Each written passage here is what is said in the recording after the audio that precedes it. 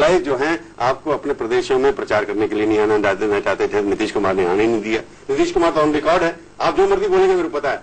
मैं आज तक को प्रभु चावला को हाथ जोड़ के विनती करता हूं जी कि नीतीश कुमार ने मैं चुनाव का दौरा न करूं ऐसा एक वाक्य बोला हो तो आप अपने टीवी पे दिखाइए। मैं सामने से कह रहा हूं। बोला, मैंने छापा है उसको, छापा, उन्होंने स्टेटमेंट दिया है कि नीतीश नहीं आएंगे तो हमारे पास हमारा मोदी है। मैं कहता हूं वो एफिशिएंट है, ये कहा है कि आप जो वाक्य कह रहे हैं, जो आप कह रहे हैं कि उन्होंने मोदी को आने से मना किया, मैंने कहा कि मोदी हमारे पास है। नहीं, मोदी उनके पास है। मैं भी कहता हूं मोदी है, और मुझे गर्व है कि मेरा सुशील मोदी एक शक्तिशाली नेता है और नीतीश कुमार मानते हैं कि सुशील मोदी एक दमदार नेता है। तो मेरे लिए गर्व की बात है। क्यों नहीं गए फिर वहां? मुझे बताइए, एक व्यक्ति हिंदुस्तान में कितनी जगह पे पहुंचेगा भाई? आप झारखंड हो जाते पड़ोसी में, तो बिहार में नहीं जा सकते। सवाल ये है कि कितनी जगह पे पहुंचेगा भाई? आप मानने के लिए तैयार नहीं कि आप ये मान लीजिए, सीधी बात मोदी भाई दे मैं सीधी बात करता हूँ। गुजरात आप बिहार गए क्यों नहीं?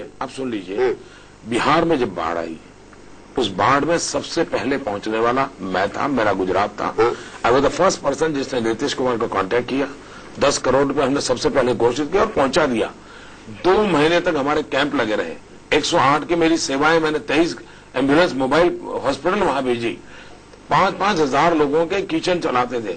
मैंने 5 डिस्ट्रिक्ट ऑफिसर्स को वहां मैंने लिखा, वो भी ये बिहार के प्रति या नीतीश जी से मेरा प्यार और दोस्ती का नाता न होता तो ये सब कुछ संभव नहीं होता। नहीं तो रहते, पर आप उसके यहाँ भाषण करने नहीं जाएंगे, आप बाकी जगह आप जाएंगे। उड़ीसा में आप हुआ है, आप यहाँ पर हुआ है। नहीं, महाराष्ट्र आपने अभी तक मैं केरल नहीं पहुंच पाया हूं। नहीं, केरल में सब जगह पे नहीं जा पाता हूं भाई। पर जब चुनाव होता है, आप लोकल इश्यू आपने विकास किया, पर जब चुनाव होता है तो आपका खास प्रेम जो होता है झगड़ा सोनिया परिवार, गांधी परिवार से हो जाता है हमेशा। आप उनके बारे में इश्यू उनको बना देते हैं, वो भी आपको इश्यू बना देते हैं। कोई अंडरस्टैंडिंग है आप क्या है? तो नहीं, मेरा उनसे कोई ज्यादा व्यक्तिगत परिचय नहीं है, इसलिए अंडरस्टैंडिंग का तो सवाल नहीं उठता है। क्योंकि आपके ऊपर प्रहार करते हैं, आप उनके ऊपर प्रहार कर देते हैं। देखिए, मुझे उनके ऊपर प्रहार करने का कोई कारण नहीं है, कोई कारण नहीं है। जो जिस व्यवस्था को संभालता है उस व्यवस्था पर चर्चा होती है। और इस पूरे चुनाव में अगर मैं सीधी बात की बात करूंगा और उसमें प्रभु चावला सीधी बात में है तो प्रभु चावला की बात होगी। अगर प्रभु चावला सीधी बात में नहीं है तो उनकी बात क्यों होगी? पर आप इमोशनल तो हो ही जाते हैं ना। आप तो देखो, एक तो इमोशनल होना भी है, औरों को भी करना है भाई, ये मेरा काम है। इमोशनल होना काम है, ये मेरा काम है जी। जब आपने कहा मैं फांसी पे चढ़ने के लिए तैयार हूं, अगर मेरे भीतर संवेदनाएं ना होती तो मैं देश के लिए मर मिटने के लिए क्यों निकलता भाई? ये है, ये मेरी ताकत है। आपने कहा मैं फांसी पे चढ़ने के लिए तैयार हूं, मैंने मेरे देशभक्ति मेरा इमोशंस है। तो भगत सिंह के बाद आप ही फांसी पे चढ़ेंगे? मुझे इसमें कोई संकोच नहीं है भैया। ये शब्द प्रयोग करना, फांसी पे चढ़ना, ये तो इमोशन है ना। देखिए भाई, जब मुझे कई लोग कहते हैं गोली दे दो, लोग तो मैं उस बात को दोहराता हूँ, बुरा क्या है? कईयों ने मुझे कहा है कि मोदी को फांसी पर लटका दो, मोदी को ये कर दो, कहते हैं तो मैं कहता हूँ अच्छी बात है, करो भाई। चलो, आपने प्रधानमंत्री से बनने से मना कर दिया, इच्छा नहीं है आपकी, देश का भला कैसे होगा? अडवाणी जी तो बनेंगे, हो तो आप बना रहे, अगर आप बनवाएंगे उनको तो, अगर आपकी पार्टी मैं नहीं बनवाऊंगा, देश की जनता बनाएगी, इसी चुनाव में बनाएगी। और अडवाणी जी को मैंने बहुत निकट से देखा है। अडवाणी जी देश का भाग्य बदलने में बहुत बड़ा रोल प्ले कर सकते हैं। वर्कर समझता है कि आप भी बन सकते हैं, उनके बाद बन सकते हैं, तो उसमें आपको इतराज क्या है इस चीज में? मेरे दिमाग में साफ है। वर्कर अगर चाहता तो क्या करोगे आप? वर्कर के दिमाग में भी हैं अडवाणी जी, और मैं पूरे विश्वास के साथ आगे बढ़ रहा हूं कि अडवाणी जी प्रधानमंत्री बनेंगे, एनडीए की सरकार बनेगी। उसके ऊपर तो वोट मांग ही रहे हैं अडवाणी के लिए। सवाल ये कि अगर मोदी का नाम साथ में जुड़ जाए, एक की बजाय 2 मिल जाएंगे ना, 1 in 2, 2 in 1। मैं समझता हूं कि राजनीति सच्चाई और नक्कर धरातल पर चलती है, अनुमानों पर नहीं चलती है। अभी देखो, गोधरा में पोस्टर लग गया, मजबूत नेता निर्णायक सरकार, उससे फोटो आपकी लगा दी, नारा अडवाणी जी का। सुनिए, पहली बात, पोस्टर सारे देश में लगे हैं, गुजरात में भी लगे हैं। एक फोटो स्थानीय नेता का रहता है, एक अडवाणी जी का रहता है, एक राजनाथ सिंह का रहता है। जिस जगह की आप कहते हैं वहां पर सिर्फ आप साइज, उनका साइज क्या होगा, लगाने वाला कौन होगा, उसकी मुझे जानकारी नहीं है। इसमें कोई षड्यंत्र तो नहीं दिखाई देता किसी ने आपके खिलाफ कर दिया? मैं नहीं मानता हूं कोई कार्यकर्ता ऐसा पाप कर सकता है, लेकिन शायद हो सकता है स्पेस कम हो, क्योंकि लेफ्ट साइड राइट साइड को छोटा दब गया होगा कहीं। तो मैं फिर बार नरेंद्र भाई आपको जानता हूं, क्योंकि आप वर्कर कमिटेड हैं, कार्यकर्ता हैं, और गुजरात के बाद से जितना काम आपने किया है, आप शायद, क्योंकि डिपेंड करेगा नरेंद्र भाई का परफॉर्मेंस क्या रहता है कि गुजरात महाराष्ट्र में अगर आपने सीटें बढ़ा दी, जो आपके नाम से सीटें मिलेंगी, तभी अडवाणी जी बन पाएंगे प्रधानमंत्री। एक नंबर 1, अगर महाराष्ट्र में विजय होता है, सीटें बढ़ती है या कहीं और बढ़ती है, मुझे क्रेडिट देने की कोई जरूरत नहीं है। ये पूरे चुनाव में अडवाणी जी के नेतृत्व में हम लड़ रहे हैं। राजनाथ सिंह जी हमारे अध्यक्ष हैं, पार्टी की एक सेंट्रल टीम है, ये सबके मिलकर के एक कलेक्टिव टीम का परिणाम होने वाला है, किसी एक व्यक्ति का परिणाम नहीं होने वाला है। बार बार वो सवाल थे ना, नरेंद्र भाई बड़े दिल के भी तो हो सकते हैं ना, कि पार्टी की सेवा करने के लिए, राष्ट्र को फायदा हो आपके अनुभव का, उसके लिए थोड़ा सा अपना मन बड़ा करिए ना, कि मैं भी प्रधानमंत्री कभी बन सकता हूँ।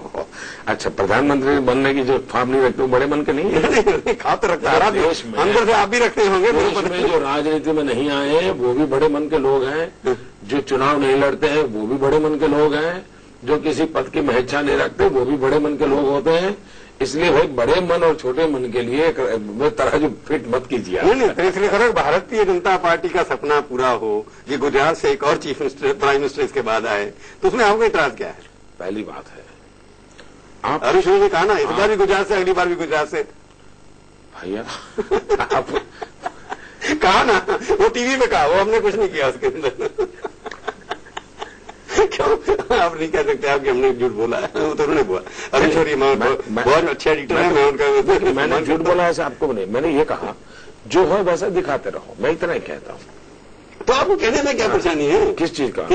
वर्कर बनाएगा या चंदा बनाएगी तो मैं बनूंगा, आप सेवक हैं जनता के। मैं यही तो कह रहा हूँ कि वर्कर्स ने, जनता ने इस बार फैसला किया अडवाणी जी बनेंगे।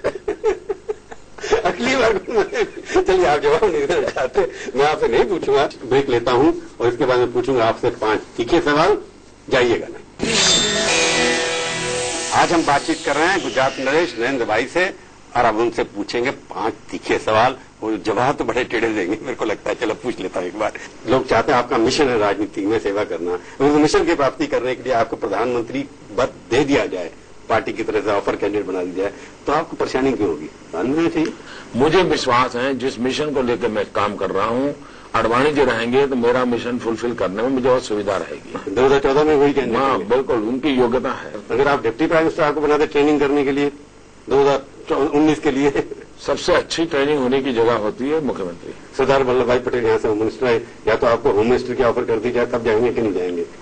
मुझे लगता है कि ये सवाल ऐसे हैं कि जो देश के प्रधानमंत्री के शपथ के बाद प्रधानमंत्री जी को तय करना चाहिए।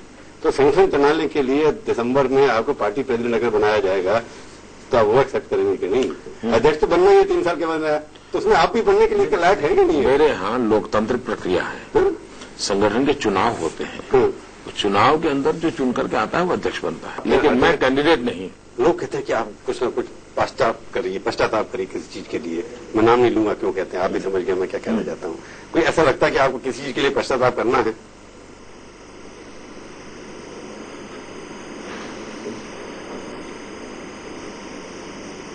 नहीं जवाब देंगे आप? आपने वही तो, मैं किसी चीज का नाम नहीं लिया। आपकी पॉलिटिकल एक्टिविटी हो सकती है, आपका व्यक्तिगत काम हो सकता है, आपका सरकार का फैसला हो सकता है, आपका दिल्ली में ना जाने का फैसला हो सकता है। मैं इस चीज की बात कर रहा हूँ, सब एक ही चीज में जोड़ रहा हूँ।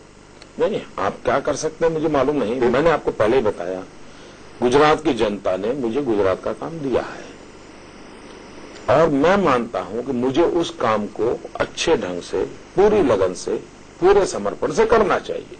मैं कर रहा हूं। और उससे अगर मेरा गुजरात में काम करना ये भी मेरा गुनाह है, ये भी मेरा कुछ, मैं देश का अहित कर रहा हूं, ये अगर अर्थ है तो भाई मैं तो देश से और क्या माफी मांगूंगा और क्या करूंगा। मुझे बहुत बहुत धन्यवाद भैया, बहुत बहुत धन्यवाद। तो ये थी आज की मुलाकात। सीधी बात का ये कार्यक्रम आपको कैसा लगा? आप अपनी राय हमें ईमेल के जरिए भी भेज सकते हैं। हमारा ईमेल का पता है sb@aajtak.com। अगले हफ्ते आएगी बारी किसी और हस्ती की। इंतजार कीजिए तब तक और देखते रहिए आज तक।